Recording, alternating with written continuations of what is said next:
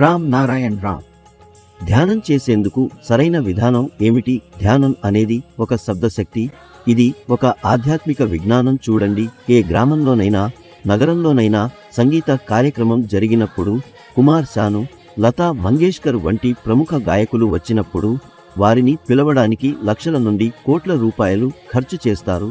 అటువంటి కార్యక్రమాల్లో లక్షల మంది శాంతిగా కూర్చుని పాటలు వింటారు. ఇప్పుడు చూడండి ఎంత శాంతిగా, ఏ రకమైన ఆటంకం లేకుండా అందరూ వినిపిస్తారు. ఎవరు ఎవరిని ఇబ్బంది పెట్టరు. అందరూ శాంతిగా వింటారు. ఇప్పుడొకసారి ఆలోచించండి, ఇది ఏ మాయ, ఇది ఏ మందు లక్షల మందిని శాంతిగా కలిసి కూర్చోబెడుతుంది. అందరూ మంత్రముగ్ధులైపోతున్నారు. ఎవరు ఎవరిని ఇబ్బంది పెట్టరు. ఈ పాటే, ఇది శబ్దశక్తి.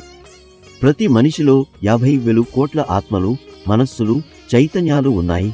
మనం మన మనస్సుల రాజులు కాబట్టి ఈ 50,000 కోట్ల ఆత్మలు నా లోపల ఉంటే నేను వారి రాజునై ఉంటాను. వారిని పోషించడం నా బాధ్యత.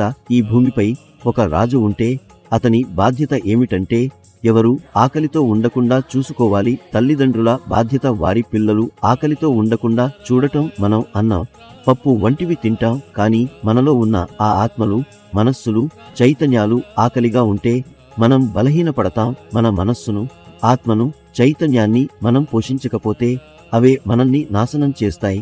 ఎక్కడా మనకు ప్రశాంతత ఉండదు. కాబట్టి ధ్యానంతో మనలో నివసించే ఆత్మలకు, చైతన్యానికి ఆహారం అందించాలి. ధ్యానం ద్వారా ఉత్పత్తి అయ్యే శబ్దశక్తి మన ఆత్మ పసిని తీరుస్తుంది, మనకు శక్తినిస్తుంది. ధ్యానం వల్ల మన శరీరం బలంగా మారుతుంది, జీవం లభిస్తుంది, ఆలోచించగల సామర్థ్యం పెరుగుతుంది. చాలామంది అడుగుతారు, ఈ శబ్దశక్తి ఎక్కడి నుంచి వస్తుంది? ఇది ప్రకృతిలో నుంచి వస్తుంది. అందుకే ప్రకృతి, సృష్టి, ఆకాశం, ఈ బ్రహ్మాండమే అన్నీ ఇవే మనకు జీవితం ఇస్తాయి, మన చేత కార్యాలు చేయిస్తాయి.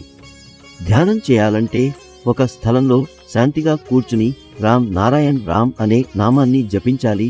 ఈ నామాన్ని జపించడం యొక్క గొప్పతనమేంటంటే మొదట మీరు దానిపై దృష్టి పెట్టాలి, కానీ కొంతసేపటి తరువాత అది సహజంగా జరిగిపోతుంది.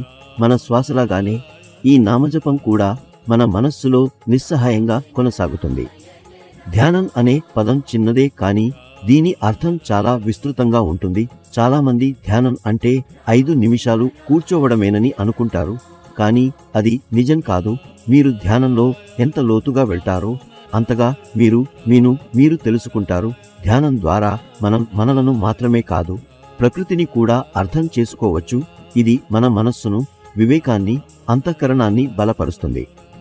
ధ్యానం చేయడం వల్ల మనం మన మనస్సుకు దాసులుగా కాకుండా దానికి యజమానులం అవుతాం.